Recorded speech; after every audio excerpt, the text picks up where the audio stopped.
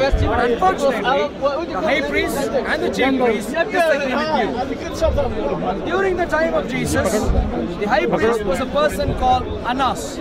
During the time, actually, it shuffled between Annas and Caiaphas. First century. Annas and Caiaphas.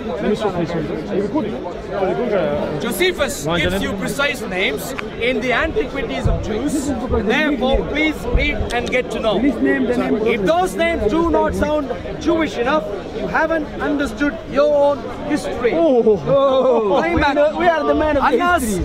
I'm real Judaism.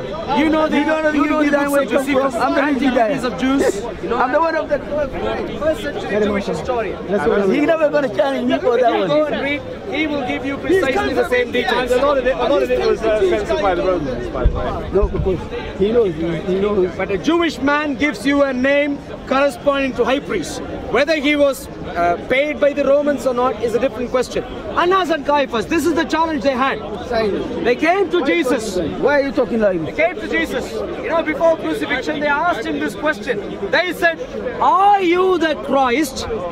If so, tell us plainly." That's what they said. "Are you the Christ? If so, tell us plainly." And Jesus went on to say, "I am the Christ, the Son of the living God." In other words, Son of God. Which do You say the living God, not say the Son of God. Come on then. Which? My dear friend, please pay attention carefully. Please reject later. To the question that the high priest raised, Jesus responded saying, "I am the Christ, the Son of the living God." And then he went on to say, "Hereafter you will see the Son of Man coming in the clouds of heaven with his angels." Soon after he said that, the high priest, Annas and Caiaphas, did not say what you just said. Who said? If they were like you, they would have said, "Oh no, that's not a problem. If you're just the Son of God, no problem, because that's not equal to God." That's what you would have said. But what did they say? Blasphemy! Blasphemy is what they said immediately. And then they said, Say that God has a son, yes. You're putting God in human terms. to say God as a son is a blasphemy. It depends in what context you mean a son, a literal physical son. Can we? I mean, I know it says we're all sons of the Lord our God. It says So to say God as a son is blasphemy, when there are plenty of sons? Do you take that literally or metaphorically? It depends in what context you mean he's the son. In the context of saying, "I am the Messiah, the Son of the living God, who comes in the clouds of heaven." Is that blasphemy? If you're trying to describe all sorts of mystical powers to yourself without authority to do so, that's a bit... What is blasphemy? Can you approaching please from. define what blasphemy is? Bad-mouthing the Almighty, bad-mouthing anything that is taught by the Almighty. And that's blasphemy. Fundamental principles of faith, going against it. Yeah. That's blasphemy. Like for example, is it blasphemous in your faith for God to be called or be turned into a human? Yes. There you go. You can't describe God as a I think human. that was the fundamental question he needs to answer. What do you understand by the term? The action or offense of speaking sacrilegiously about God or sacred things, about God. Which is exactly what he said. Blasphemy is not about talking about any law or Okay, so anything you know else. something, just because, you know something, these high priests who lived 2,000 years ago hadn't yet looked at the Oxford Dictionary, which will be published 2,000 years later. So their definition of the word might not be the same. Correct. And I agree with you. I agree with you. The point is this: of course, they would not have had access to Oxford Dictionary. But if Oxford Dictionary is trying to capture the historical meaning of the term blasphemy, then what I read is very relevant.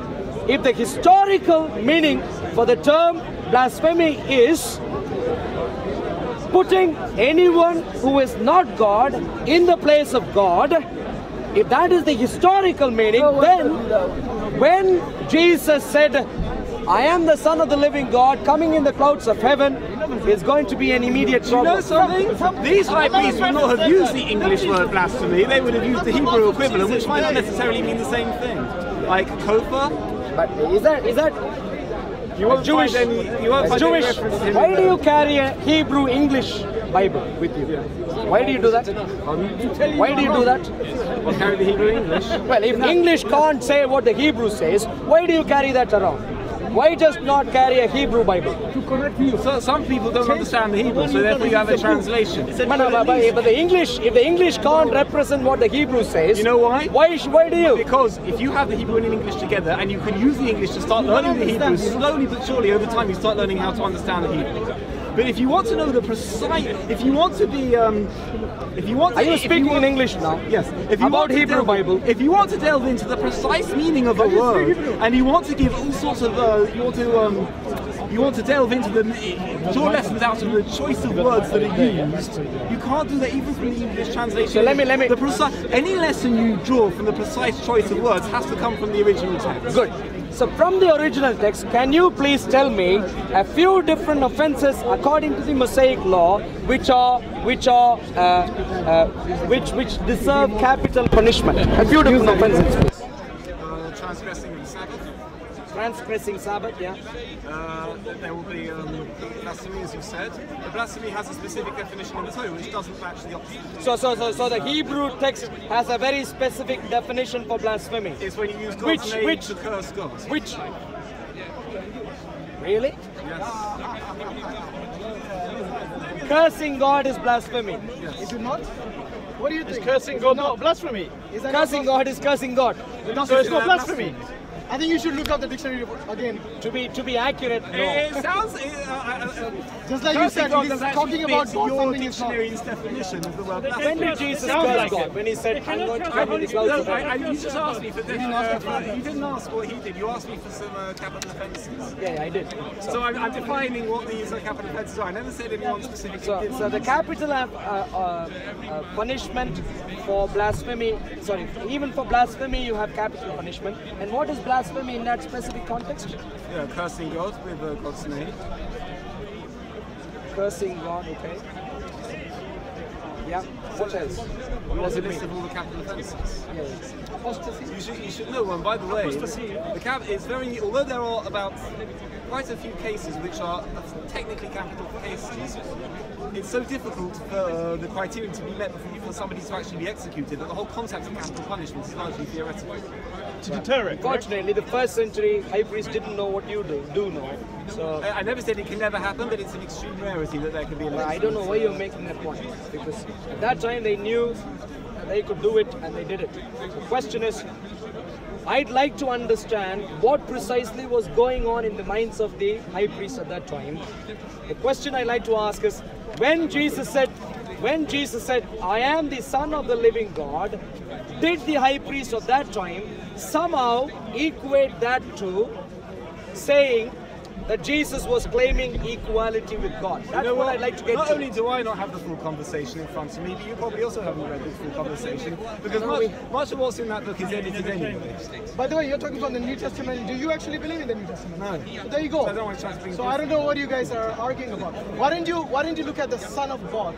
That particular phrase. What does it mean to you as a Christian and to you as a Jew? Perhaps we can actually get somewhere. And you still haven't Shall we do that? the original. What do you understand by the Son of God, the term Son of God, as a Christian and as a Jew? Maybe that will give us a more balanced Anyway, view as to so what's we have been talking a few minutes, Hashim, please. We've been talking about a few different things so far. What I've been trying to tell you is, in terms of messianic prophecies, we seem to have messianic prophecy which refers to the Messiah as someone like a man, the Messiah as someone who comes in the clouds of heaven, the Messiah who is called as everlasting Father, or eternal Father according to your translation, the Messiah as per Daniel chapter 9, I believe, the Messiah as the Holy One who is going to be cut off. The Messiah is also called by King David as Adonai, Which means master. If Messiah is a mere descendant of David, why would he call the Messiah as Adonai, which is master? The name means Lord. Question is simple.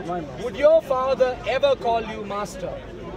He's describing him as the master of future generations. Question: Would your father call you master. If he knew that I was becoming a king of the world, then he might refer to me as the master of the world. Yes, he might. But I'm not a king, so he wouldn't refer to me. Like for example, God Do you appreciate?